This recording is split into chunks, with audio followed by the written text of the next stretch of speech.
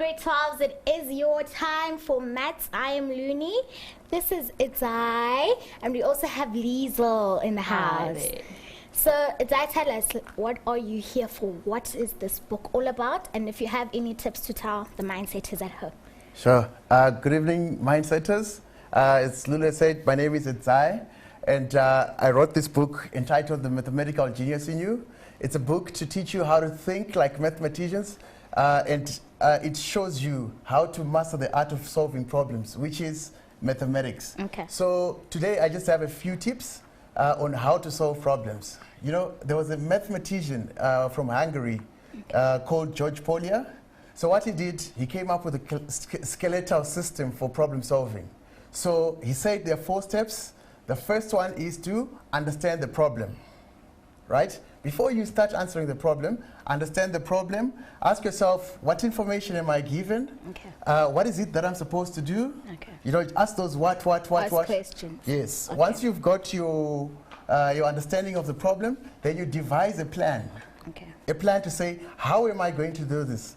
All the formulas that I've learned, which one can I actually use in order to get to the solution? Okay. So once you've done that, then you have this, the action now to actually carry out the solution, right? Okay. And then you evaluate. So the 4 steps are understand the problem, devise a plan, carry out the plan, solution. Okay. and then evaluate. Yes. Okay. Mindsetters, I hope you guys got that. You must understand, you must devise a plan. You must devise a plan. You must carry out your plan and actually do the solution, and then you must evaluate. So I hope you guys wrote those tips down that Itzai gave you. Itzai, we're giving away a book today. Yes. 3 books. We've got a challenge question that is on Facebook. Okay. So mindsetters can actually go there and answer the question. The first 3 are going to win a book.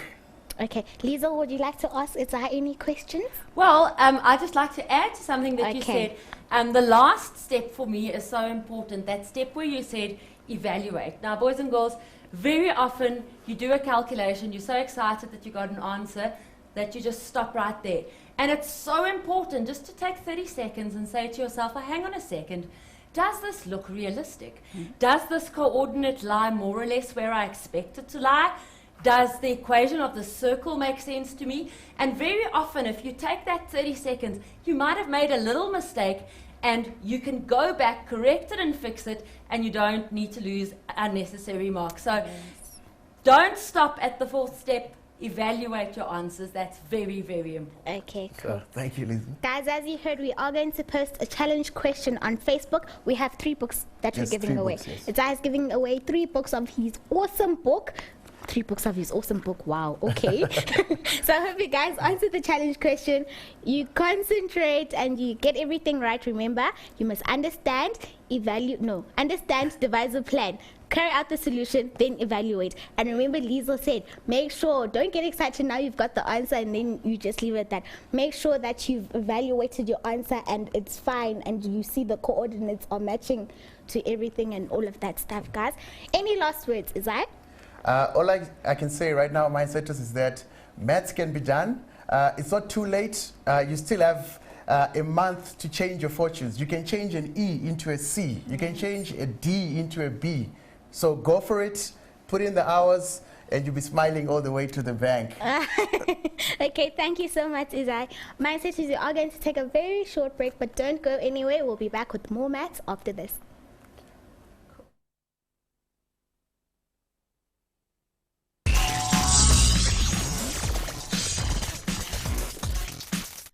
Welcome back, mindsetters. I hope you guys got that earlier on when you had Itzai. He gave us some beautiful tips. Hope you guys remember them and you do apply them to anything that you do. It's not just maths, guys, but especially for maths, because you really need to concentrate. Our Facebook page is facebook.com/LearnExtra. Remember to connect with us, guys, and post any questions that you may have. I'll be on the page constantly checking up on you guys if you guys are alright and all of that.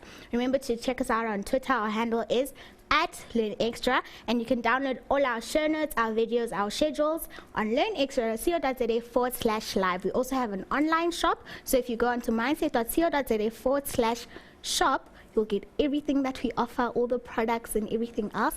I did say earlier on the last 2 shows that you need to urge your teachers, and I'll tell you matrix as well, urge your teachers to go onto our website. It's mindset.co.za/learn/jobs to apply for those positions, guys, because we have projects here at Mindset and would like to involve all your teachers, so we need them. So tell them, guys, that Learn Extra Live is not just for the learners, it's also for the teachers. So we're urging all your teachers to join us on that venture, guys. So Lisa, what are we doing on today's show? Well, today we're having a look at analytical geometry. So what we're going to do is we're going to go over everything that you guys learned in grade 11. So that's your distance formula, gradients, angle of inclination, and then we're going to move on to what's new in grade 12. And what's new in grade 12 are, of course, the circles and the tangents to the circles. Now, it's very important that we look at the grade 11 and grade 12 stuff together because they'll be interlinked in questions. Yes. Right. Mindset is just a small tip from me, a past matriculant. Don't take your grade 11 and your grade 10 work for granted. When those prelims come and when those finals come, you'll see all those questions, guys. They test you on all your knowledge from grade 10 to grade 12. So listen to Liesl carefully and let's get on with the lesson. Right, so guys, basically what we're going to do is we're just going to take a quick run through all the formulae. Now, the formulae are on your information sheet, so there's no need to learn them, but obviously you need to know what they are all used for. So let's have a look at our first formula. And our first formula over here is, of course, our distance formula. So the distance formula helps us to calculate the distance between 2 points. Very straightforward, just the distance formula. Then next up is y is mx plus c. That is the formula for calculating the equation of a straight line. Remember that m is your gradient and c, of course, is your y-intercept. Right. Then the next formula, this one over here, y minus y1 equal to mx minus x1. That is going to be, this is also a formula that we use for the equation of a straight line. This formula is often a lot easier to use once you've got the gradient. You will need one other point that lies on the line, an x and a y value that go together. They have to be an ordered pair. So that's the equation of a straight line. That should all be old news. We've done that in grade 10 already. Right, then next up is the angle of inclination, where m is equal to tan theta. Now this I just quickly want to talk about. Now what we need to remember here is that the angle of inclination is by definition the angle formed between the positive x-axis and the line. So in this case over here, my angle of inclination will be this angle over here. So you need to notice that whenever your line has a positive gradient, that your angle of inclination will be an acute angle, so an angle between 0 and 90 degrees. So let's have a look quickly what happens if we have a line with a negative gradient. You can see this line has a negative gradient. It's running downhill from left to right. Now the definition of the angle of inclination doesn't change. It is still the angle between the positive x-axis and the line. So don't now think that it's this little angle over here. It's still this angle. So what we need to remember is that whenever we have a line with a negative gradient, our angle of inclination will be an angle of bigger than 90 degrees. So between 90 and 180 degrees. Right. So according to the formula, the moment we have the gradient of the line, we can calculate the angle of inclination by using tan of the angle. So just to show you guys an example, let's say, for instance, that this line over here has got a gradient of 2/3. So it could either be given to you, or you could have 2 points on the line, so you'll have to calculate it. But let's say the gradient is 2/3. What you will do, you'll use this formula. So you will take your calculator, and you will say shift tan or arctan of 2/3, and that, and that will give us our angle of inclination. So in this case, I used a positive gradient of 2/3, and I can see that my angle of inclination is an acute angle. Right. So let's just have a look quickly at what to do if our line has a negative gradient. So let's say, for instance, this line has a gradient of -1. You've either calculated it or it was given to you, the line's gradient is -1. You will take your calculator once again, and you will say shift tan or arctan of the gradient. Now put the minus in, close the bracket, and equals. Now what will happen is your calculator will give you a negative angle. That's because your calculator is programmed to actually give you this little angle over here, that angle over there. So as long as you're aware of that, that's fine, because once you get a negative angle, all you need to do is add 180 degrees. So you'll add your 180 degrees. I've done that, and I get 135, and I can see that that is consistent. I'm evaluating with my picture, so my angle of inclination is 135. Right, so that's just a little bit of revision from grade 11. Then we've got our gradient formula. Now, boys and girls, this should really be nothing new. You've been dealing with the gradient formula since grade 9, but a couple of things that we need to remember. Remember, of course, that if two lines are parallel, their gradients will be equal. And if two lines are perpendicular, the product of the two gradients will be -1.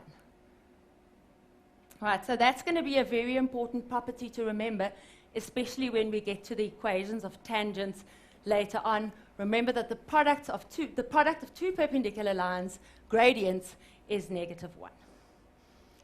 Okay, and with that, we then move on to the equation of a circle.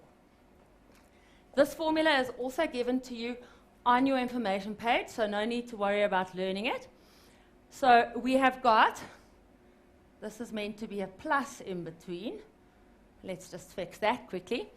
All right, so x minus a squared plus y minus b squared is equal to r squared. Now, guys, a and b represent the x and the y values of the midpoint of your circle. So let's say, for example, I have a circle with a midpoint at x is 2, y is 1. If I had to substitute that into this formula, it would be x minus 2 squared plus y minus 1 squared is equal to r squared. And you'll be able to calculate the radius of your circle as long as you've got another point on the circle. So that's very important.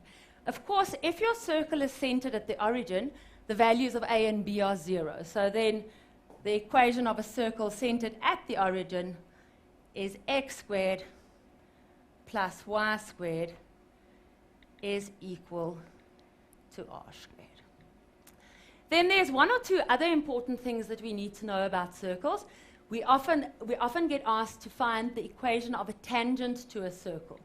So let's say, for instance, I'm asked to find the equation of this tangent to the circle. Let's just do it in another color, this yellow line.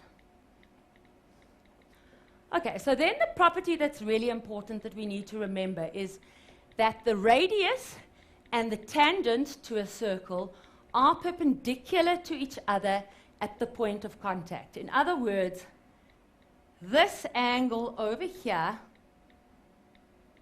is 90 degrees. So therefore, whatever your gradient of your radius is, if you multiply it with the gradient of your tangent, you must get an answer of -1.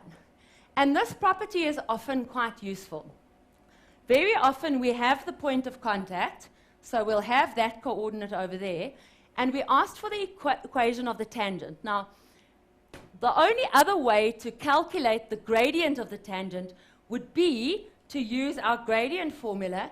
But for the gradient formula, you need 2 points. So if you don't have 2 points on your tangent, that is okay, because what you can do is you can calculate the gradient of your radius. So let's say my radius, the gradient of my radius is, for instance, 2/3. Then I can say, well, hang on a second, the gradient of my radius multiplied by the gradient of the tangent has to give me an answer of -1. So that means that the tangent is the reciprocal with the opposite sign. What do I mean by reciprocal? Switch it around. So if the gradient of the radius is 2/3, the gradient of the tangent will be 3/2, but with an opposite sign. So that will be a minus. All right. So, boys and girls, we've got quite a couple of questions here today. I'm actually going to do this first question a little bit later, and I'm going to start off with question 3. So if you guys have downloaded the notes, I'm on to question 3. I haven't forgotten about 1 and 2, but since we've just spoken about the circle, there's 1 or 2 things that I want to show you here. Now, another thing that's very important with circles is if the equation of a circle is given to you in non-standard form, you have to be able to complete the square on that equation in order to put it into standard form. So standard form would be x minus a squared plus y minus b squared is equal to r squared. Now, to me, this is one of the most important skills when you're working with circles, because until you can put the equation of the circle into standard form, you won't know much about the circle. You won't know where its midpoint is, and you won't know the length of the radius either. So we've got about 3 minutes until our first break. We're quickly going to have a look at this circle. So it says, a circle is represented by the equation x squared plus 2x plus y squared minus 4y minus 5 equal to 0. Now, I know that this is a circle because I've got x squared and y squared, and the coefficient of both x squared and y squared are the same. So that tells me that this is a circle. Now, the first question here actually talks about a transformation. It talks about moving the circle up and down and left and right, but I really can't be doing any of that until I've put the equation of the circle into standard form. So that is what I'm going to do now first and foremost. So here's the technique that I follow. I'm going to write x squared plus 2x, and then I'm going to leave a little space. Then I'm going to carry on with the y's, and I'm going to write y squared minus 4y. Again, I'm going to leave a little space, and I'm going to take my constant to the other side, and of course the minus 5 now becomes 5. So that would be your first step in getting your equation of your circle into standard form, is just rearrange it, the x's together, the y's together, and take the constant to the other side. Right, now I'm going to start with the x's, and I look at the coefficient of x. That is the number that stands in front of x. The coefficient of x in this case is 2. I'm now going to halve that coefficient, then I'm going to square it, and then I'm going to add it both sides. So that's half square and add both sides. So half of 2, of course, is 1, and 1 squared is still 1. So I'm adding in 1 over here. Now, to make sure that the equation remains true, I also have to add in 1 on the other side. Remember, it's an equation. Whatever you do to the one side, you must do to the other side as well. Then I'm going to move on to the coefficient of y. You don't have to worry about the signs because we're squaring anyway, so everything is going to be positive. And I'm now going to halve 4. And I'm going to say, well, half of 4 is 2, and 2 squared is, of course, 4. And I'm adding in the 4 in the space that I left earlier. And now I'm also going to add in 4 on the other side. Please don't forget to keep your equation balanced. Now, what you've managed to do here is you've managed to complete the square. So what I have over here is a perfect square trinomial. So I can factorize x plus 1, everything squared. So if I were to multiply out x plus 1, everything squared, I'd get back to x squared plus 2x plus 1 plus y minus 2. Your sign is determined by the middle term, everything squared, and that's equal to 5 plus 1 plus 4, which is 10. All right. So now I've managed to put this equation of the circle into standard form. So just quickly, before we go to a break, if I compare this to my general formula, I can now say the following. So it's x minus a squared. So remember, it's the opposite sign. So I can say that the center of the circle is at x equal to minus 1, at y equals to 2. So that ordered pair indicates the center of the circle, and that the length of the radius is the square root of 10, because, of course, that's r squared. Right, guys, we've got to go to a quick break. At least I've completed the square for you guys over here. Maybe what you guys want to do during the break is just have a look at the other 2 questions. We'll carry on with them once we're done. Okay. Mindset is we are going to take a very short break, so go get yourself some water and some juice just to be refreshed and to have your mind working again. We'll see you straight after this.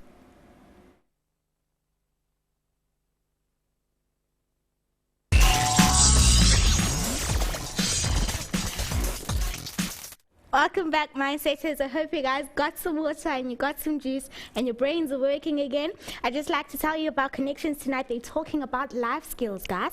So they're going to show you how to write a CV and how to get your driver's license. So guys, do tune in at 7:15 tonight. Unati, Luto, and Tagano will be in studio talking about all those things. I see we have a few questions here, Lizo.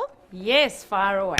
So Mfundo Dladla is asking, okay, how do you find the equation of a circle? There you go. How do you find the equation of a circle if you're only given 3 points on the circumference of the circle? All right. Now, the first thing that I want to say to that is it's very, very unlikely that you'll get something like that at the end of the year. Okay. You do have to get, of course, at least 3 points on the circumference, because if you guys look at our general equation, we've got the unknown A, we've got the unknown B, and the other unknown, of course, is our radius. So what you will need to do is into your general formula, that's the x minus a squared plus y minus b squared equal to r squared, you'll have to substitute in the 1 point and simplify. You'll have to substitute in the second point and simplify, the third one and simplify, and then you'll have to do a 3-way simultaneous equation. Now, guys, I can promise you the last 20 cents in my bank account, that's not going to happen. That's a little bit on the mean side. Of course, it's possible, but don't fret about that sort of thing. If you come across a question like that, none of us teachers have the time to mark all of those simultaneous equations, especially at the end of the year when we've got the whole country to mark. So yes, it's possible, but we're not going to spend half an hour on the show on that because it's not going to come up. Duduzile Maseko is asking, is it possible that they give 2 points of the circumference without a center, then ask you to find the equation of the circle? I suppose it is possible, because what they could do is they could expect, let's just have a look quickly. So there's our circle. We've got a point on the circumference here. We've got a point on the circumference here. Then we've got the center point AB. So we could be asked to set up an equation somehow, perhaps using the fact that those distances will be equal because of the radii. But again, it's like the previous one. It's pretty unlikely. Guys, for me, the worst thing that'll happen is they'll give you the 2 points on the diameter and ask you to work out the equation of the circle, and then, of course, you'll use the midpoint, and we're going to be doing that in a question just now. Okay, last question, then I'll mention something quickly. Is tan always equal to the gradient? tan theta is always equal to the angle of inclination. Okay. Tan theta equal to the gradient Okay. can give you the angle of inclination, yes, always. Okay. And remember that by definition, the angle of inclination is the angle between the positive x-axis and the line. I hope you guys got your answers. Just a reminder, answer the challenge question on our Facebook page to stand a chance to win one of 3 of those books from Isaiah. It's called The Mathematical Genius in You. Liesl, take it away. Right. Okay, guys, so before the break, what we did is we completed the square on this equation. We got the equation into standard form, and from that we were able to see that this circle has a center at x is minus 1, y is 2, and that its radius is the square root of 10. Right. That skill of completing the square is super important. If you're having difficulty doing it, go to school, ask your teacher to give you a couple of examples, because in many cases you can't go much further if you can't do that. Right. Now let's have a look at the actual question. The question says the transformation moves every point 2 units to the left and 4 units up. So basically we're taking the circle as it is and we're moving it to the left and we're moving it up. We're not enlarging it. So we can say quite safely that the radius of the circle will remain unchanged. The only thing that we now have to give in order to show that we've affected this transformation is we've got to determine what the new center of the circle is. Now for me it's the easiest to start with the original circle center. So the original circle has got a center at x is minus 1 and y is 4. Now, because I'm translating or transforming a point now, it's pretty easy. If it's 2 units to the left, what I'm going to be doing is I'm going to be subtracting. So 2 units to the left from x is equal to minus 1 will give me a new x value of x is equal to minus 3 for the new x value of the center. Then furthermore, on the y, we are moving 4 units up. So then remember, if we were moving up, we add. If we're moving down, we subtract. So if I'm moving 4 units up, from y is equal to 2, it will go to y is equal to 6. So that's the new center point of my circle. The question actually asks us, though, to determine the equation of the new circle.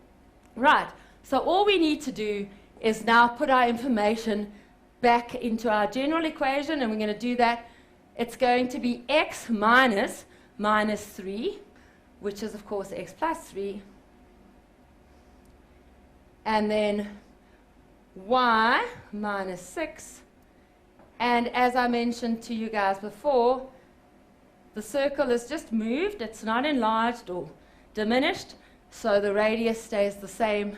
So the equation of the new circle is x plus 3 squared plus y minus 6 squared equal to 10. Right. Now there's another question, and the next question asks us, does the origin lie within the new circle, and give a reason for your answer. Now I'm going to talk to you guys a little bit about this. Okay. Now our general equation for a circle, as we've mentioned many times before, is on the left-hand side we have x minus a squared plus y minus b squared is equal to r squared. So let's just erase that. Our right-hand side is equal to r squared.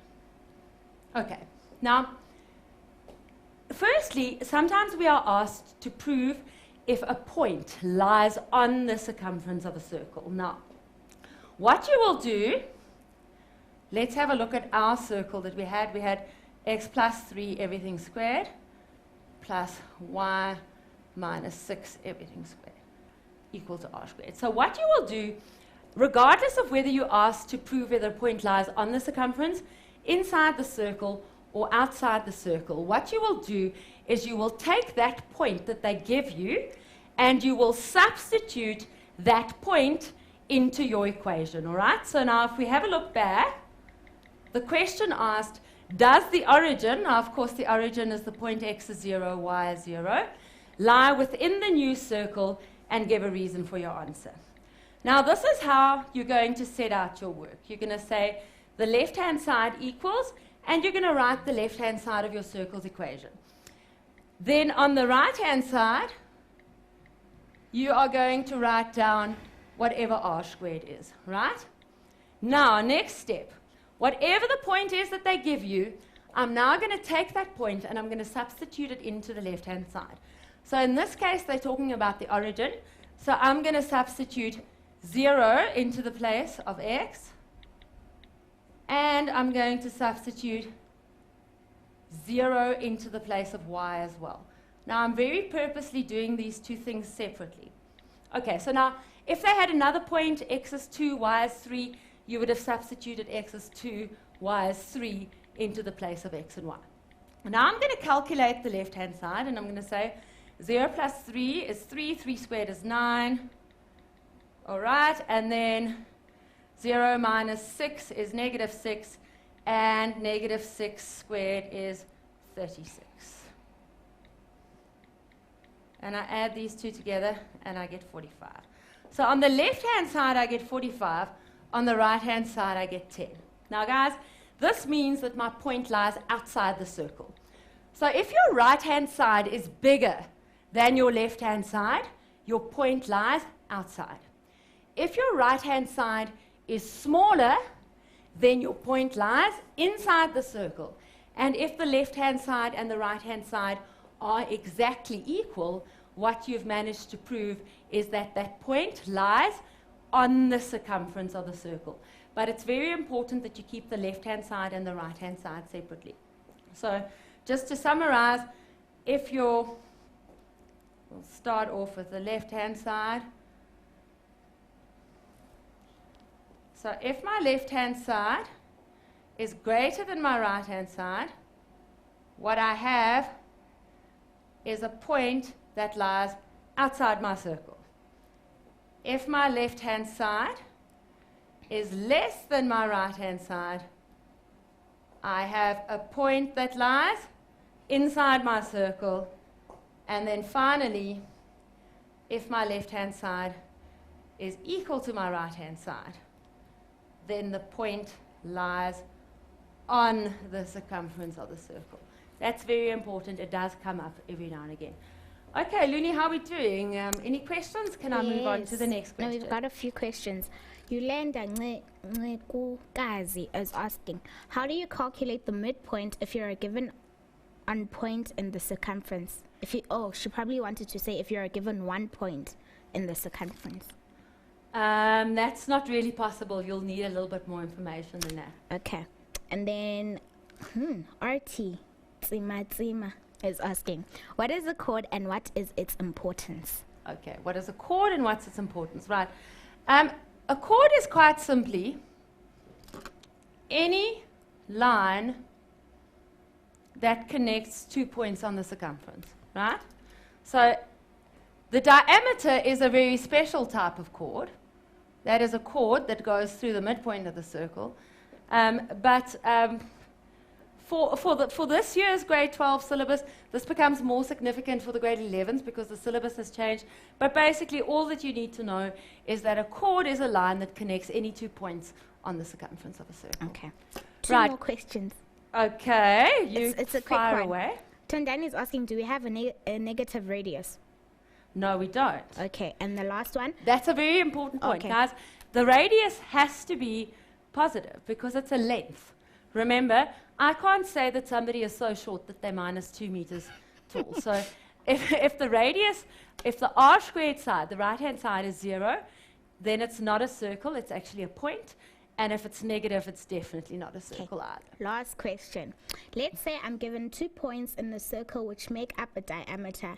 Can I find the center using the midpoint formula? Absolutely. Okay. There's no better way, and just as well you just asked that question because that's exactly what we're going to do in the next Okay, question. cool. Right.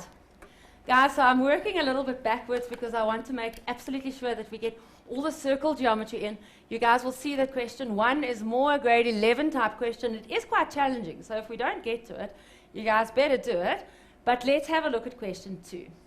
So question 2, so we're going to do the part now that Etsai was talking about earlier. We're going to try and just understand the question. Then we're going to devise our plan. Then we're going to execute our plan. And then we're going to evaluate our answer. Right. So the question says that A, which is the point x is 2, y is 3, that's over there, is the midpoint of radius OP. All right, so this is the midpoint. What I like to do if I know it's midpoint is I put those little lines there. So that means that the distance from O to M is the same as the distance from M to P. So A, right, they also tell us that A lies on the circumference of the smaller circle. So that much we know. That pink dot over there, that indicates point A. Point A lies on the circumference of the smaller circle. Fine. And they tell us also that the smaller circle has a diameter of OA. Right. So that's the information. At least we've understood what they've given us. And now we need to have a look at the questions. The first question asks me to write down the coordinates of P. Right. Now, the first thing that I'm going to do is I'm going to say, all right, they haven't given me any indication as to what P is. So let me do this. I'm going to call P xy. And now I need to devise a plan. Let's look over here. I'm just taking out the bits that are important. We know that the point O is 0, 0. We know that the point A is x is 2 and y is 3. And we don't know what point P is. Right. So I've just, sometimes a sketch like this can be a bit overwhelming. Just draw for yourself the bits that you actually need. The other bit that I know is I know that this distance is equal to that distance. Right. So they're asking me to write down or to calculate the coordinates of P. Now, guys, we're going to use the midpoint formula. It's got it written all over it. However, we're not going to use the midpoint formula straightforward. We're going to use it sort of slightly in reverse. We're going to say, okay, I've got the one endpoint. I don't have the other endpoint, but I do have the midpoint. And now I'm going to say the following. I'm going to say, all right, how would I usually have calculated the midpoint? I would have taken the one x value on the one edge plus the other x value. So let's do that. X plus the other x value, which is at the origin, so fortunately that's 0, divided by 2, and using this formula, I will get the x value at the midpoint, which happens to be 2. So you're just setting up a little equation for yourself. So basically we end up with x over 2 is equal to 2, multiplying through by 2, we get to x is 4. Pretty straightforward. And now we're going to do the same thing with the y value. And guys, it just happens that this point is 0, 0, but it doesn't matter what this point is. It doesn't need to be the origin. We'll do it in the same manner. So now I'm going to say, okay, for the y's, I'm going to say y plus 0 divided by 2 is equal to the y value at the midpoint. And the y value at the midpoint is equal to 3. So y over 2 is equal to 3. So quite clearly, y must be equal to 6. And guys, you might even be able to do this by inspection. That's also fine, because the question actually said write down. So you don't necessarily have to show a calculation. I can't believe it. The time seems to be flying. We've got so much maths to do. But it's time for another break. Okay. So before I get kicked off the set, Looney, we're probably having fun, because time flies when you're having fun. So Mindsetters, stay tuned. We will be back straight after the break. So don't go anywhere.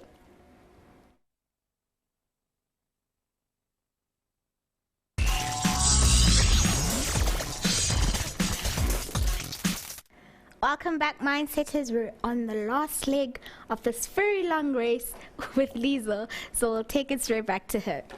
Okay, guys, welcome back.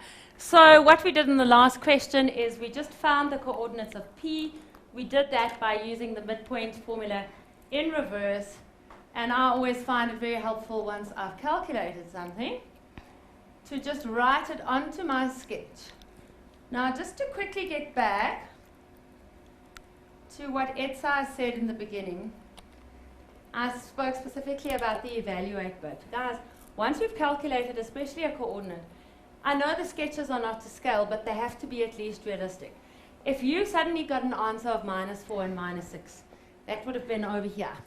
That would not have been consistent with your diagram, so please just check that your answers make sense. Right, so we've calculated the coordinates of P, and the next question asks us to give the equation of the largest circle. Right, now it's very important to note that they told us that OP is a radius. Now that means that the origin is the center point of the largest circle. So therefore, if I look at my formula, x minus a squared plus y minus b squared is equal to r squared. Remember, a and b are now 0 because it's centered at the origin. So the general equation for a circle centered at the origin is x squared plus y squared is equal to r squared. Okay, so now to find the equation of the largest circle, really all we need is one point on the circumference of the largest circle, and we have that point because we've just calculated it. It is x is 4 and y is 6. That's the point P. So I'm substituting that in. 4 squared plus 6 squared is equal to r squared. Right. So 4 squared, of course, gives me 16 plus 6 squared. It was 4 and 6. Let me just double check. Doubting myself now. Is 4 and 6 plus 6 squared is 36. That's equal to r squared. So 36 and 10, that's 46. So r squared is 52. Now they're not actually asking us to calculate r. So we'll just write down the equation of the circle. X squared plus y squared is equal to 52. Right, Luni, before we go on to the next question, have you got any questions over there for us? Yes, one from Tatenda Chaparaza. Yes. How many chords are in a circle? There can be an infinite number of chords in a circle because there's an infinite number of points on the circumference and you can connect them. So guys, there's infinite. And then Masombuka Sakila is asking, why do we have to square the radius? I think I know this one. Isn't the radius the middle point to the perimeter of the circle? Yes. So then you square it because there's 2. There is 2. It's that, yeah, it's that 2. But that's the formula. It's x minus a squared. That comes from, guys, it actually comes from the theorem of Pythagoras. X squared plus y squared. The opposite and the adjacent squared is equal to the r squared. That's where it comes from. But we won't delve into that too deeply. Okay. All right, those are the only questions Yes. for now. Right, let's get on with it then. Okay, the next question asks us for the equation of the smaller circle. So let's have a look back at our diagram. So we now need the equation of the smaller circle. And I'm just highlighting the smaller circle in green.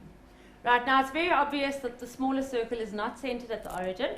So the first thing that I need to be looking at, the first part of my plan, needs to be to find the center of the smaller circle. And guys, that's pretty straightforward because they did tell us that M is the midpoint of OA.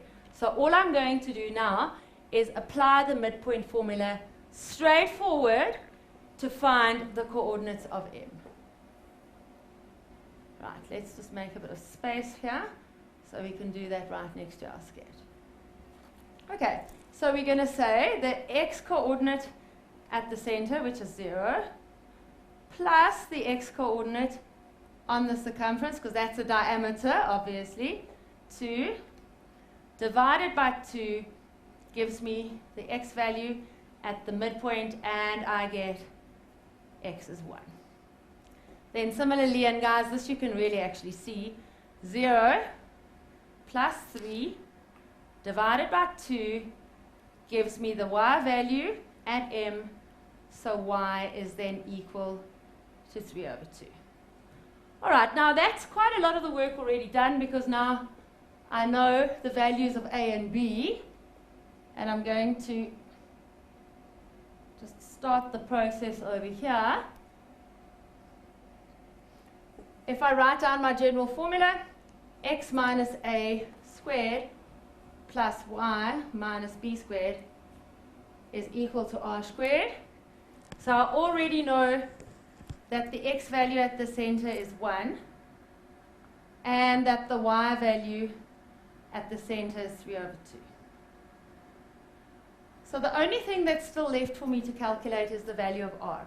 Now what I've noticed is a lot of students will then use the distance formula to calculate the length of the radius. That's not wrong, but that could be quite a lot of work.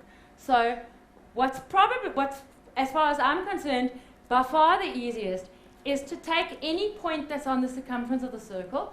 So the origin lies on the circumference of the smaller circle, and so does the point A, 2, 3. So you can substitute either of those points into this equation, x in the place of x, y in the place of y, and solve then for r squared. I would imagine that the easiest thing would be to substitute in the origin because it's 0, so there's not much to worry about there. So I'm going to say 0 minus 1, everything squared, plus 0 minus 3 over 2, everything squared is equal to r squared. And guys, remember to calculate the radius, you have to use a point on the circumference of the circle. So this gives me 1, and then I get negative 3 over 2 squared, which is 9 over 4. And you are more than welcome to use your calculators, but if you add these two together, you'll get that r squared is 13 over 4.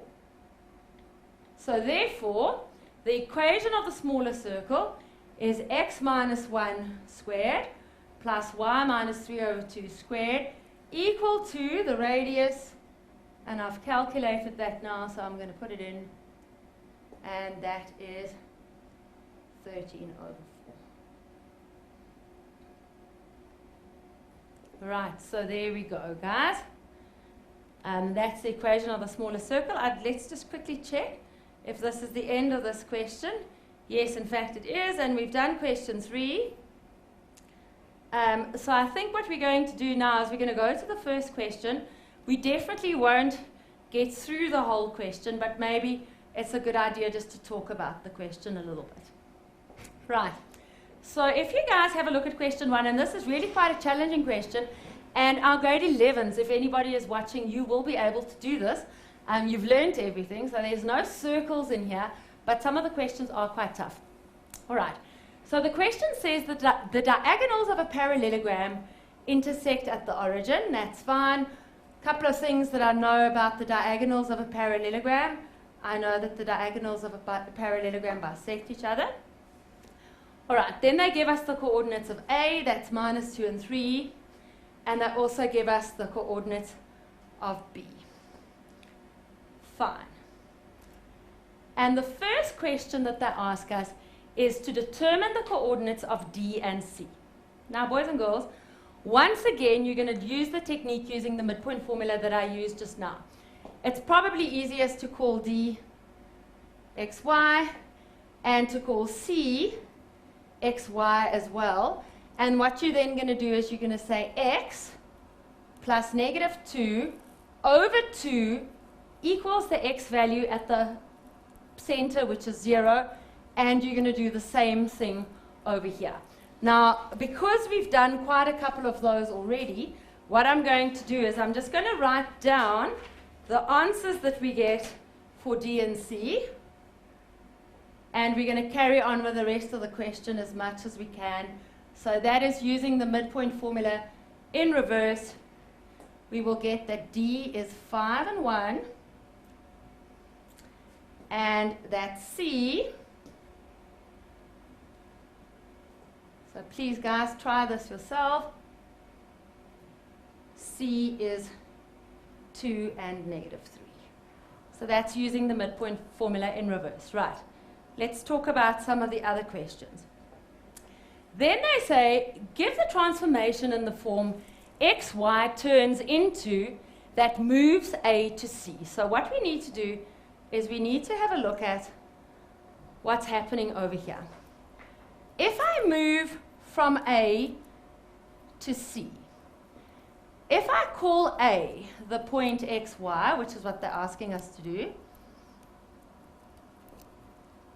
how does that compare to C? Well, I can see that the x coordinate at C has got the opposite sign. So I'm going to say C is then minus x. And the y coordinate at C has also got the opposite sign, and that is minus y.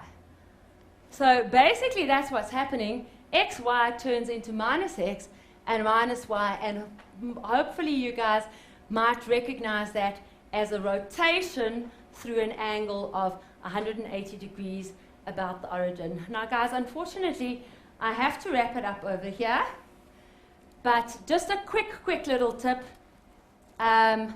We are asked in the next question to calculate this angle over here. Just a tip, you will use the angle of inclination over there as well as this angle of inclination, and then you will use angles of a triangle. Fortunately, the answer is given to you, 41.8 degrees. So keep trying and make sure that you guys get that one right. I'm sorry, guys, that's all we have time for tonight. So for me, good night, Looney. All right, Mindsetters, thank you so much for tuning in. Thank you for being maths geniuses.